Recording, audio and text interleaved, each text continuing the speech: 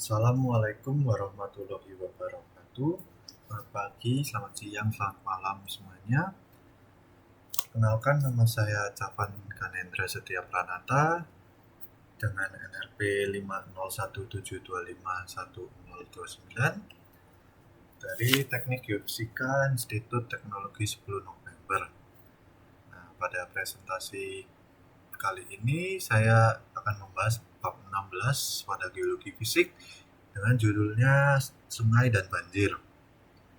Nah, salah satu pada bab 16 ini merupakan salah satu bab yang paling penting dalam geomorfologi karena menjelaskan bagaimana sungai bekerja, bagaimana mereka mengubah bentuk permukaan bumi, dan bagaimana proses hidrologi dapat menghasilkan fenomena banjir.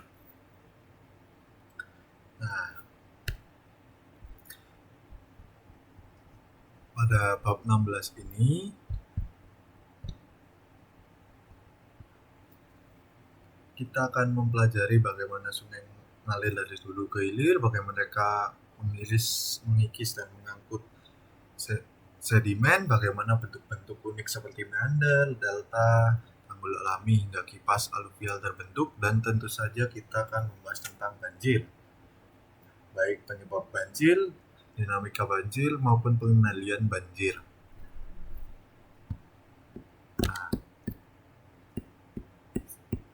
untuk pada bab 16 ini maka saya akan menjelaskan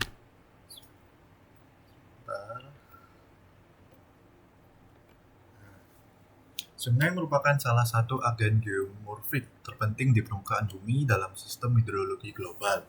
Sungai berperan besar dalam memindahkan air, energi, serta material dari daerah tinggi menuju laut. Air hujan yang jatuh ke permukaan sebagian akan menguap, sebagian akan meresap, dan sisanya mengalir di permukaan membentuk aliran yang berkembang menjadi sungai.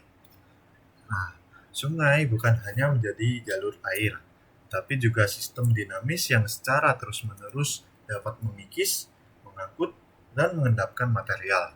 Nah, tiga proses tersebut yang menjelaskan secara perlahan cara membentuk morfologi permukaan bumi.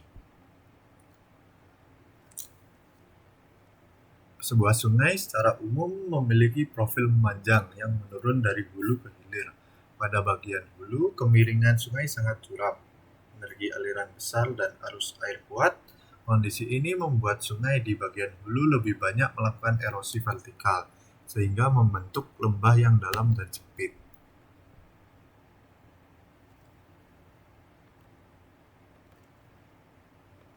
Maaf karena PPT-nya ternyata tidak sesuai dengan urutan yang di buku, jadinya saya membuka langsung di Word. Nah, pada selanjutnya saya akan membahas bahwa siklus hidrologi menggambarkan pergerakan air melalui evaporasi, kondensasi, presipitasi, infiltrasi, aliran permukaan, dan transpirasi. Nah, evaporasi ini merupakan proses penguapan. Dapat kita lihat dalam gambar ini.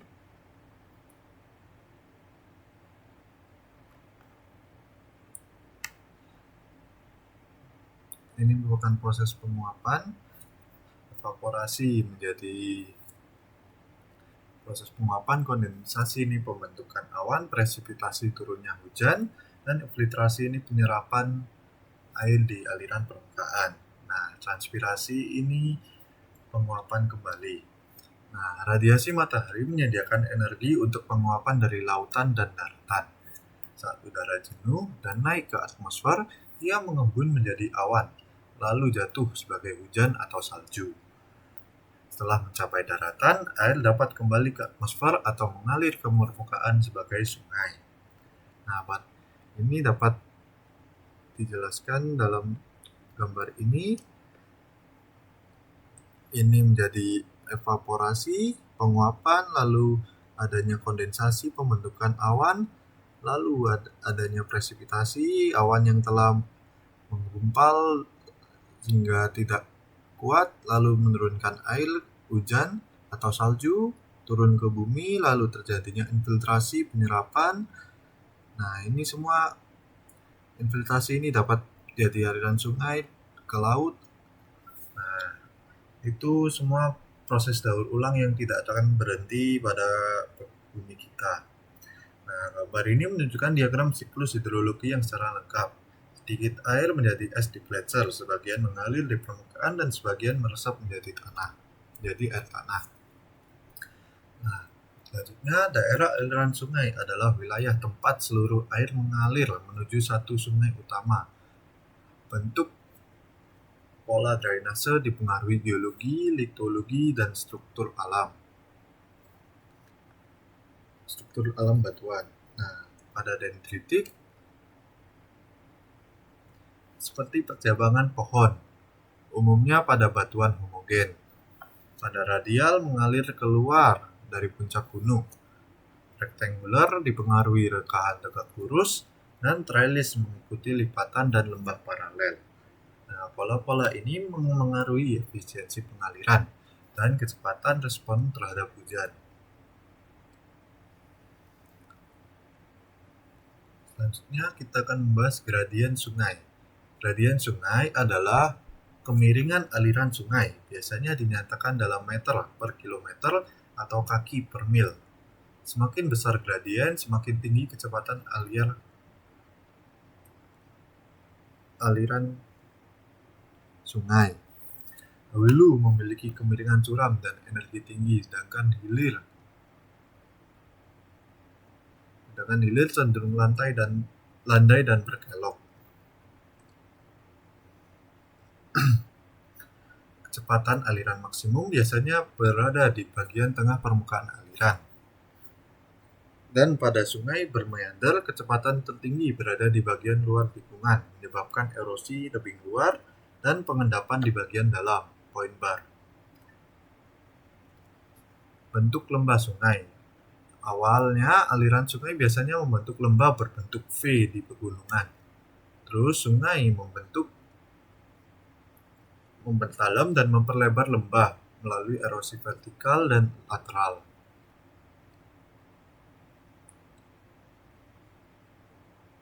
Nah, ini membentuk lembah. Awal aliran profil longitudinal di sungai dari hulu ke hilir. Ini hulunya lalu ke hilir, lalu lembah V di hulu, sempit dan curam. Dan ada dataran banjir. Ini merupakan gambar dataran banjir lebar di hilir karena adanya erosi di tebing luar atau cutbank dan pengendapan di bagian dalam point bar. Selanjutnya kita akan membahas erosi sungai.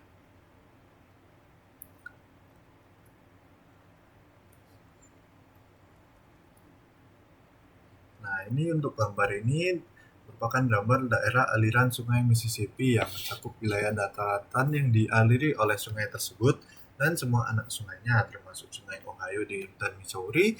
Wilayah ini mencakup lebih dari 1,6 juta kilometer persegi. Hujan lebat di bagian manapun dari daerah aliran sungai ini dapat menyebabkan banjir di bagian hilir sungai Mississippi di negara bagian Mississippi dan Louisiana.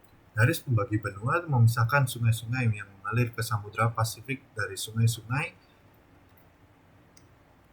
yang mengalir ke Samudra Atlantik dan Teluk Meksiko. Ini Teluk Meksiko. Nah, Mississippi ini di sini dari hulu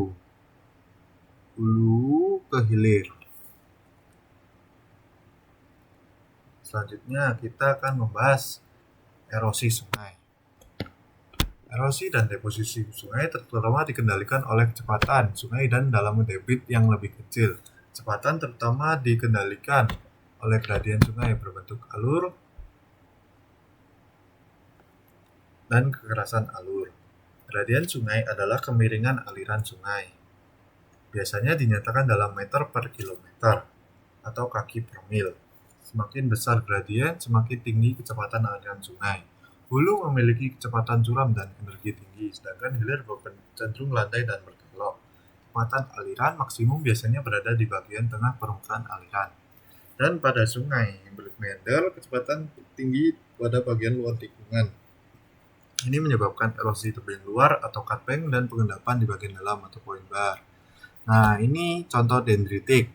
Dendritik ini berbentuk seperti percabangan pohon, umumnya pada batuan homogen. Nah, lalu terdapat pola sungai radial. Pola sungai radial ini mengalir keluar dari puncak gunung. Jadi, pada radial ini merupakan pola aliran sungai yang pusatnya atau hulunya itu dari gunung yang membentuk seperti ini. Sedangkan dendritik terjadi pada batuan homogen. Selanjutnya ada pola ketiga yaitu rektanguler.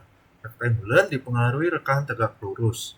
Nah, rektanguler ini kenapa disebut rektanguler? Karena sungainya ini berbentuk siku atau berbentuk sudut yang kurang lebih 90 derajat. Selanjutnya ada trellis. Trellis ini mengikuti lipatan dan lembah paralel. Jadi ini trellis ini merupakan aliran sungai yang terbentuk karena mengikuti lipatan dan lembah. Jadi mengikuti lipatan dari bawah bumi dan lembah yang di sekitarnya. Nah, pola drainase dapat mengungkapkan suatu tentang batuan di bawah. Nah, pada pola dendritik berkembang pada batuan yang dapat tererosi secara merata. Pada pola radial berkembang pada gunung atau kubah kerucut. Nah, pada pola persegi panjang berkembang pada batuan yang letaknya teratur, dan pada pola teralis atau trellis berkembang pada punggung dan lembah yang bergantian yang disebabkan oleh erosi lapisan batuan miring yang tahan dan tidak tahan.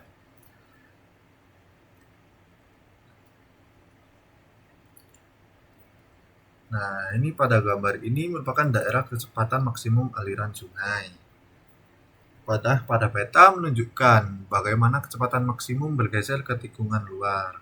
Jadi, semakin adanya tikungan, maka kecepatan sungai akan semakin meningkat dan semakin cepat. Nah,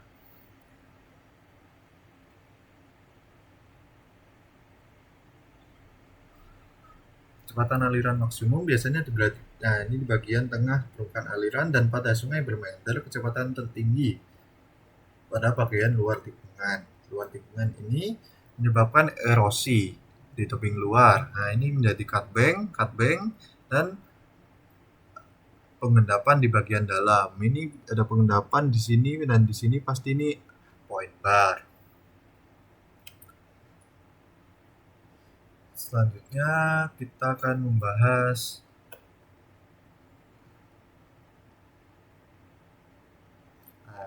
ini ini merupakan diagram logaritmik yang menunjukkan kecepatan aliran di mana erosi dan pengendapan sedimen terjadi. Kecepatan ini bervariasi dengan ukuran butir sedimen.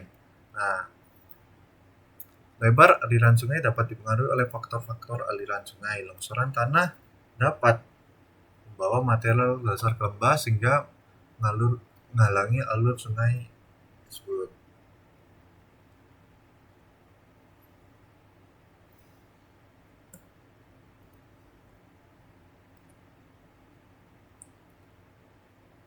Nah, ini merupakan bentuk dari alur dan kekerasan mempengaruhi kecepatan aliran sungai. Pada gambar A ini merupakan saluran setengah, maka gambarnya hanya sungainya jadi atau danau atau endapannya ini kecil segini. Untuk gambar B merupakan saluran lebar dan dangkal. Yang ini meningkatkan gesekan, memperlambat aliran sungai. Sedangkan pada C merupakan saluran kasar yang dipenuhi batu besar, memperlambat aliran sungai. Selanjutnya ada gambar ini. Ini merupakan yang gambar A ini merupakan ini gambar ABC perubahan lebar alur akibat jenis batuan dan hambatan. Panjang panah menunjukkan kecepatan. Nah, pada saluran A, gambar A, ini dapat melebar di batuan lunak. Pengendapan dapat terjadi saat kecepatan aliran sungai menurun. Nah, ini mengikuti, jadi sungainya dapat sesuai alur dengan batu-batu yang lunak di sini yang terjadi deposisi. Nah, ini dapat memperlambat alur jika pengendapan kecepatan aliran sungai menurun. Sedangkan B, longsor dapat menyempitkan alur, meningkatkan kecepatan aliran sungai. Erosi yang dihasilkan biasanya menghilangkan puing-puing longsor. Ya, ini longsor. Longsor dapat menyempitkan alur. Nah, ini longsor dapat menyempitkan alur sehingga meningkatkan kecepatan aliran sungai. Karena sungai yang sebelumnya harusnya dapat berjalan lurus harus terpotong oleh erosi longsor sehingga sempit, dan yang biasanya halusnya lurus di sini jadi sempit dan mengikuti yang hanya sebagian ini. Nah, itu dapat meningkatkan aliran kecepatan sungai. Sedangkan pada gambar C merupakan tiang jembatan atau merupakan hambatan lain yang akan meningkatkan kecepatan dan terkadang erosi di penampang. Adanya jembatan pada permukaan bumi dapat meningkatkan kecepatan aliran sungai sehingga terjadi kecepatan di penampang.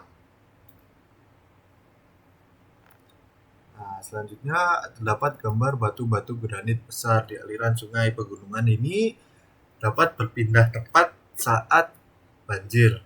Perhatikan pada bentuk-bentuk batu bulat dan jejak air banjir yang mengikis dinding lembah.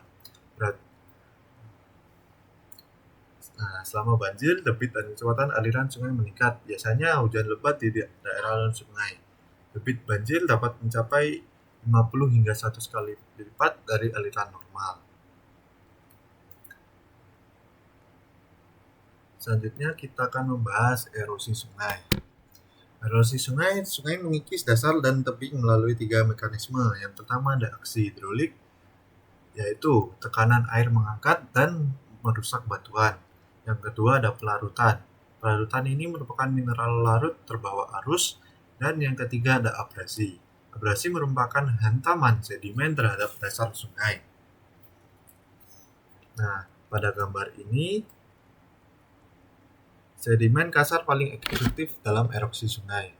Hasil dan kerikil sering menghantam dasar sungai dengan kekuatan besar. Sementara partikel, lumpur, dan tanah liat yang lebih halus begitu ringan sehingga mudah tersuspensi di sepanjang sungai dan memiliki dampak kecil saat menggenang alur. Jadi pada gambar ini merupakan aksi hidraulik dapat melonggarkan, menggulung, dan mengangkat dari butiran dari dasar sungai. Nah, ini menjelaskan bahwa aliran sungai semakin kencang dapat melonggarkan lalu mengangkat dataran yang di bawah sungai untuk terbawa arus. Nah, dari terbawa arus ini dapat menggumpal lalu menjadi batu. Lalu ini batu menjadi batu-batu kecil. Nah, ini semua merupakan hasil dari aksi hidraulik. Selanjutnya di sini merupakan lubang-lubang yang terbentuk akibat erosi di dasar sungai McDonald di Taman Nasional Glasier Montana. Lubang-lubang adalah cekungan yang terbentuk akibat erosi pada batuan keras dasar sungai oleh aksi abrasif muatan sedimen. Selama banjir, ketika sungai penuh, air yang berputar dapat menyebabkan pasir dan kerikil mengikuti permukaan batu keras menjadi cekungan halus berbentuk mangkok. Nah, ini selanjutnya kita akan membahas pengangkutan sedimen oleh sungai. Muatan sedimen yang diangkut oleh sungai dapat dibagi menjadi muatan dasar, muatan terlarut, dan muatan terlarut. Sebagian besar muatan sungai dibawa dalam bentuk terlarut dan terlarut. Beban dasar partikel dari sedimen besar atau berat yang bergerak di dasar sungai pada pasir dan kerikil yang membentuk beban dasar sungai yang umum bergerak melalui traksi dan saltasi. Nah, pada gambar ini menjelaskan proses tersebut. Beban dasar adalah partikel sedimen besar bergerak di dasar sungai. Ini bukan menggambar air yang mengalir ke sini sesuai arah panah. Lalu dari aliran sungai ini dapat batu-batu rolling atau memutar lalu sliding. Sliding itu lurus mengikuti alur. Lalu ada pasir-pasir yang bergerak karena adanya saltasi. Nah, ini dari sini dapat membentuk pasir yang dataran aliran atau batu-batu ini karena terkena air dapat membentuk jadi pasir dan gravel atau bedload. Sedangkan yang ke atas dapat membuat silt dan clay atau suspended load, dapat menjadi lumpur dan semacamnya. Nah, muatan dasar sungai terdiri dari pasir dan kerikil yang bergerak di atas atau dekat dasar sungai atau saltasi, traksi dan saltasi. Lumpur halus dan tanah liat membentuk muatan terlarut sungai. Muatan-muatan terlarut ion-ion yang larut tidak terlihat.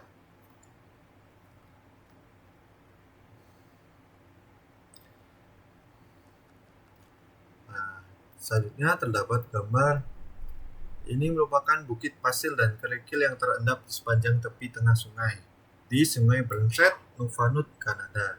Jadi ini merupakan hasil contoh nyata yang terjadi di proses-proses yang dijelaskan sebelumnya. Selanjutnya terdapat gambar seperti ini. Banjir dapat menghanyutkan gundukan di sungai dan mengendapkan gundukan baru saat air surut. Nah, pada gambar A ini merupakan aliran air normal dengan gundukan pasir dan kerikil. Jangankan gambar B merupakan peningkatan debit dan kecepatan selama banjir memindahkan semua sedimen ke hilir. Jadi pasir dan kerikil pada peningkatan saat ada terjadinya peningkatan debit dan kecepatan selama banjir mengangkut pasir dan kerikil. Selanjutnya pada gambar C merupakan gundukan baru terbentuk saat level air turun dan aliran sungai melambat. Nah, biasanya ini terjadi pada musim kemarau atau musim panas karena level air turun dan curah hujan yang berkurang dapat mengurangi level air dari mengurangi penurunan debit dan kecepatan menurun sehingga terbentuk gundukan baru seperti ini dan sehingga karena aliran sungai yang melambat. Nah, untuk endapan sungai mengendapkan sedimen ketika kecepatan menurun. Misalnya pada point bar di bagian dalam meander, gundukan pasir atau bars di tengah sungai, dan dataran banjir sebagai endapan vertikal halus.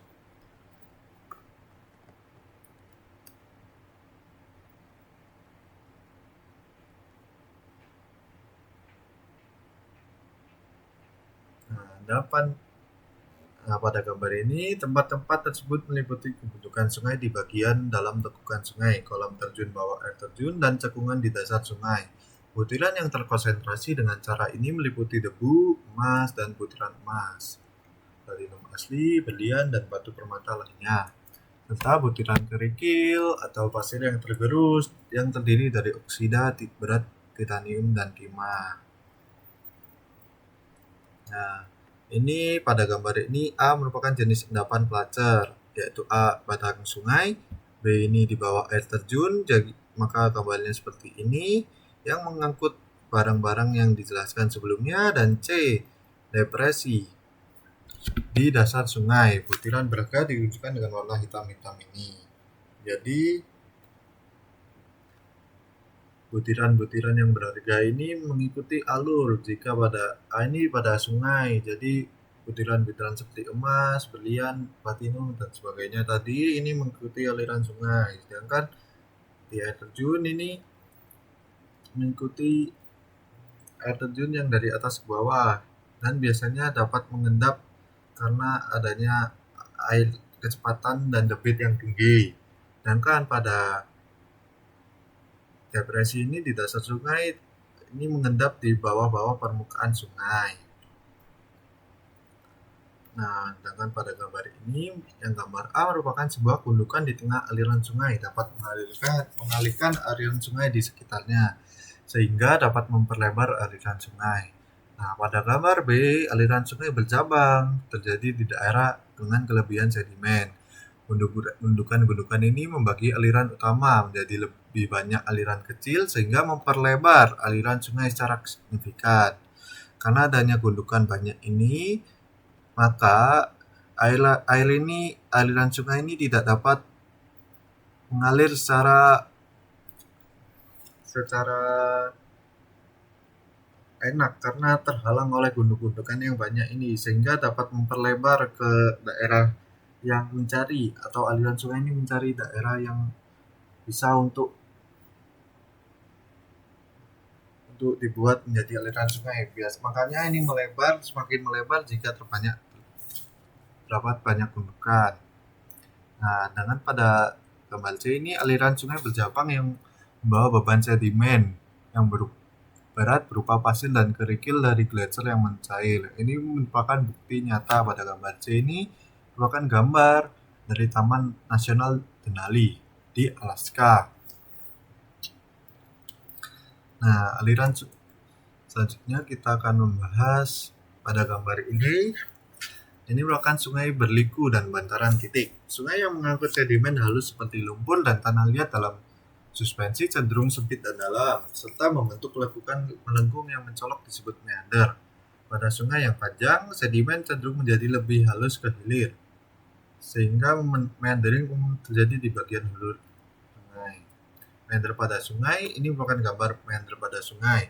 Lengkungan berliku ini terbentuk karena kecepatan aliran sungai tertinggi di bagian luar lengkungan yang mempercepat erosi di sana. Nah, pada gambar ini merupakan contoh bahwa erosi sungai di bagian luar lingkungan. Ini terjadi di Sungai Nawakum, Washington. Nah, sungai-sungai ini dapat erosi. Erosi ini mengikis tanah. Sebelumnya gambar di sekitar rumah ini masih banyak datarannya, halamannya. Nah, karena terjadinya erosi dan pengikisan, maka dataran tersebut terkikis karena aliran sungai yang begitu kecepatan debit yang meningkat dan kecepatannya yang meningkat, sehingga mengikis dan datarannya hanya tersisa seperti ini.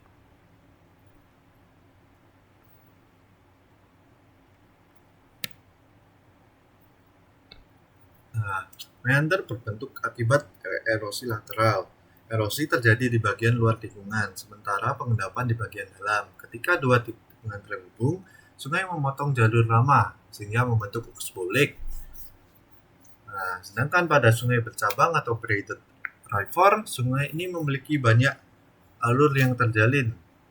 Ini terjadi pada beban sedimen yang sangat besar, kemiringan cukup curam, dan debit-debit berubah. Nah, pada ini dataran banjir adalah strip tanah yang luas terbentuk oleh sedimentasi di kedua sisi alur sungai. Selama banjir, dataran banjir dapat tergenang air yang membawa lumpur dan tanah liat yang terlarut.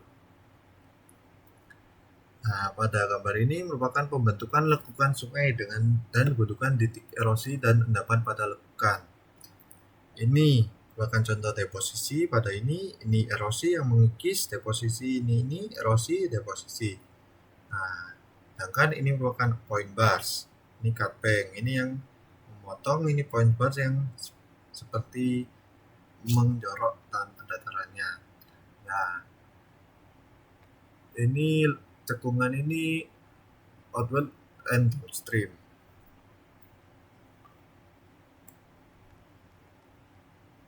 Ini contoh dari oxbow yang saya jelaskan tadi. Nah, ini pembentukan danau oxbow oleh pemotongan leher meander. Saluran lama terpisah dari sungai akibat endapan sedimen. Ini berbentuk oxbow seperti ini. Nah, leher meander menjadi mendekat karena terjadinya erosi.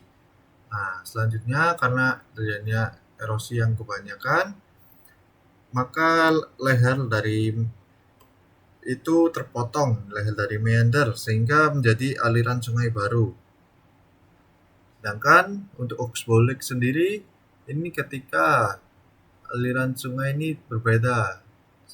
Ini menjadi sungai yang tidak ada alirannya, jadi mengendap di sini, jadi danau. Nah, sedangkan pada ini merupakan contoh dari Danau Oxbow, menandai posisi mantan belokan sungai. Ini di Sungai Blackfoot, dekat Valet, Montana. Sedangkan pada ini merupakan dataran banjir sungai, dataran banjir yang tergenang dari Sungai Animas, Colorado.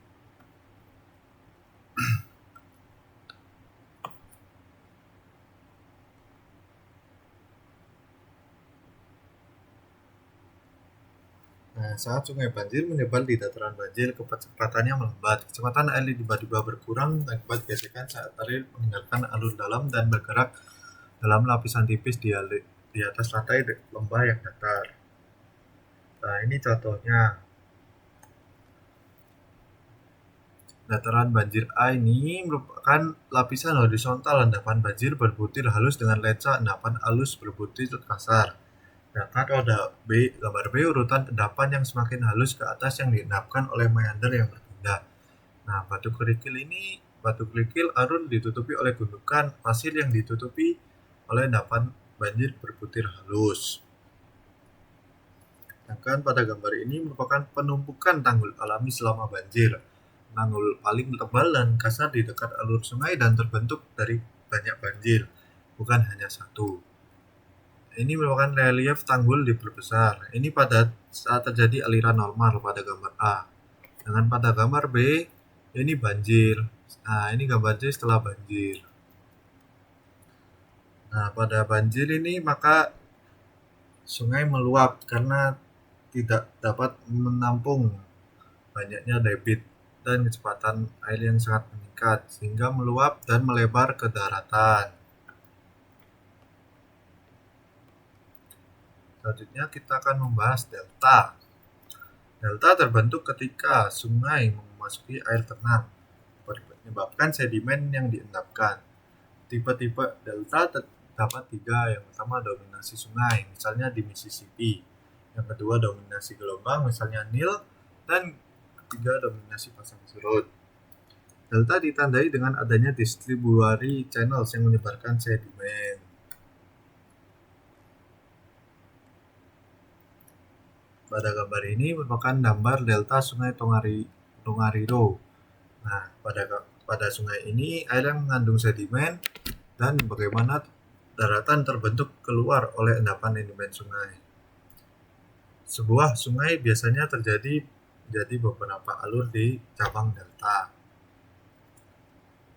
Ini merupakan contoh gambar dari konstruksi internal delta kecil. Ini membentuk sungai yang seperti ini pada deltanya.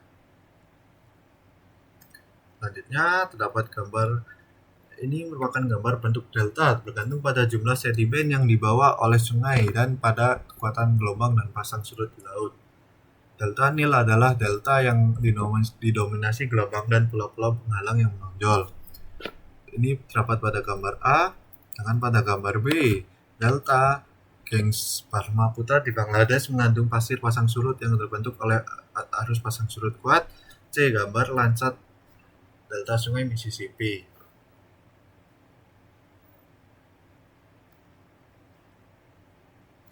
Selanjutnya kita masuk fen aluvial. Fen aluvial terbentuk saat sungai dan lembah curam memasuki dataran luas, menyebabkan penurunan drastis kecepatan yang mengendapkan sedimen berbentuk kipas. Seiring terjadi pada iklim kering.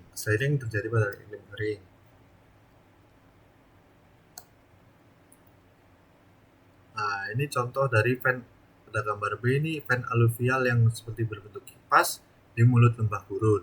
Sedangkan gambar B ini fen aluvial ini terbentuk di lantai lembah yang tertutup garam di Death Valley, California.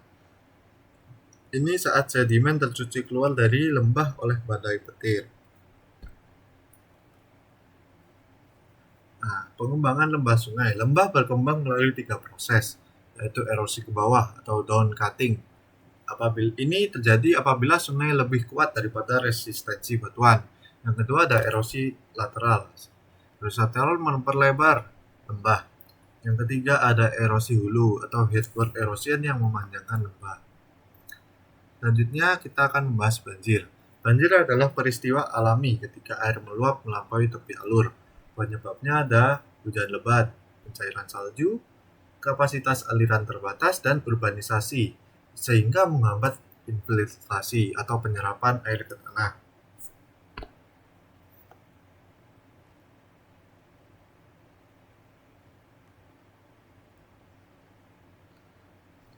Nah, ini contoh gambar yang menunjukkan rumah hanyut karena adanya banjir dan adanya penumpukan lumpur dan erosi tepi sungai. Ini disebabkan oleh antara hujan lebat, pencairan salju, kapasitas aliran terbatas, dan adanya urbanisasi yang berlebihan. Nah, pada banjir perkotaan, wilayah kota meningkatkan risiko banjir karena terjadinya urbanisasi yang begitu besar.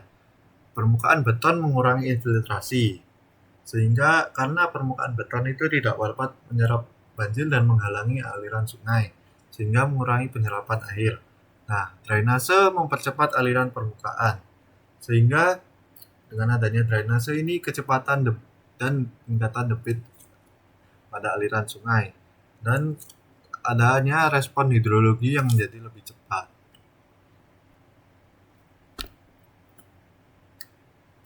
Sedangkan untuk banjir bandang atau flash flood, banjir bandang terjadi secara tiba-tiba dan bervolume besar. Ini dan dapat sangat merusak.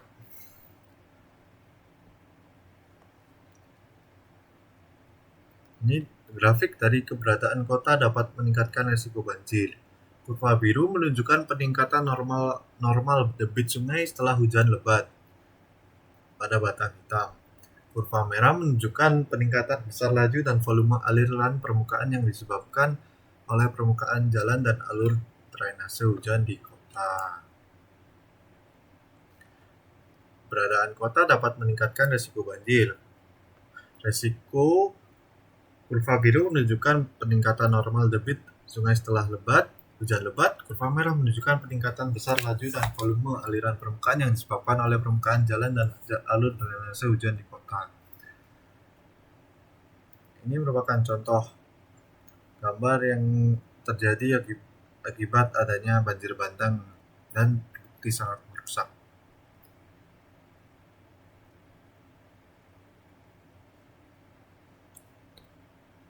Selanjutnya kita akan membahas cara pengendalian banjir. Metode umum yang digunakan terdapat pertama, bendungan. Bendungan ini sebagai penyimpan air atau penampung air karena merupakan danau buatan yang sangat luas, sehingga ini dapat menahan aliran sungai dan menampung air. Yang kedua, membuat tanggul buatan di sepanjang tepi sungai. Yang ketiga, riprap dan dinding beton untuk memperkuat tebing dan menggunakan footwalls, bypass, dan pengaturan tata ruang kota.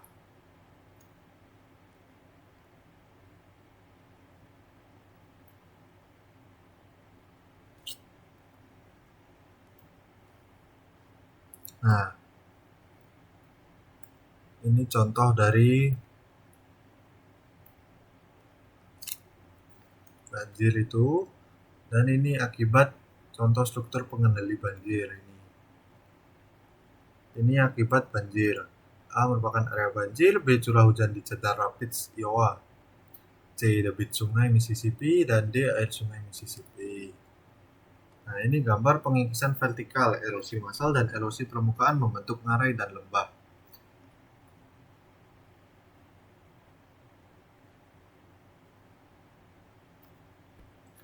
Banjir besar pada Sungai Mississippi dan Missouri merupakan banjir terbesar dalam sejarah Amerika. Ini terjadi karena adanya curah hujan ekstrim di Midwest. Debit Sungai Mississippi mencapai kurang lebih 1 juta CFS, banyaknya tanggul jebol, dan 6,6 juta akre tergenang, sehingga menyebabkan 38 orang meninggal dan kerusakan sebanyak 12 miliar dolar. Nah, teras sungai terbentuk ketika sungai menurut tingkat dasar atau base level memotong endapan lama sehingga membentuk permukaan bertingkat. Meander potong dan dapat terjadi akibat pengangkatan permukaan tanah sehingga sungai memotong ke bawah, kombinasi erosi vertikal dan lateral.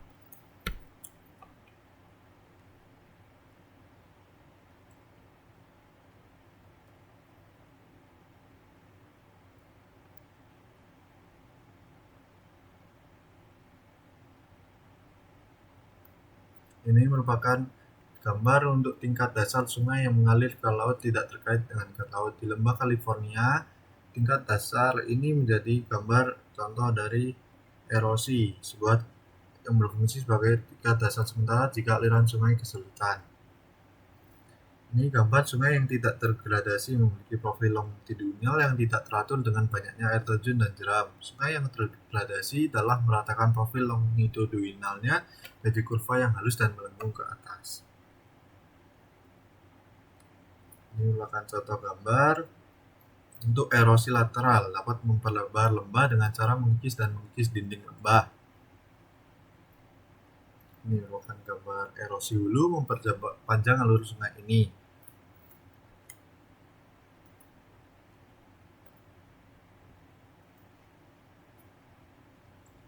Nah, ini contoh gambar teras yang terbentuk dari erosi lantai lembah batuan dasar. Teras batuan dasar biasanya ditutupi oleh lapisan tipis endapan dataran banjir. Ini merupakan teras sungai di Jackson Hole, Wyoming. Bahkan gambar ini merupakan teras yang terbentuk oleh aliran sungai yang mengikis ke bawah dalam permukaan dalam endapan banjirnya sendiri. Ini merupakan gambar yang ini merupakan meander tererosi Sungai Colorado di Taman Nasional Canyonlands. Gambar B, sungai berkelok-kelok mengalir di atas dataran datar yang terpotong. Dan C, pengangkatan regional permukaan tanah. Ringkasan, maka sungai merupakan agen utama pembentuk landscape melalui adanya erosi vertikal, lateral, dan hulu, pengangkutan sedimen sebagai beban dasar, suspensi dan terlarut, pembentukan lembah dataran banjir, meander, delta, dan fen fluvial, dan penyebab banjir meliputi hujan, salju mencair, dan perubahan penggunaan lahan, dan pengendalian banjir membutuhkan kombinasi rekayasa struktural dan tata ruang. Sekian presentasi dari saya. Mohon maaf apabila masih banyak kekurangan dan mohon maaf apabila ada kesalahan dalam pengucapan. Semoga apa yang saya jelaskan ini dapat membantu kita untuk memahami lebih lanjut tentang sungai dan banjir di bumi kita ini. Terima kasih. Wassalamualaikum warahmatullahi wabarakatuh.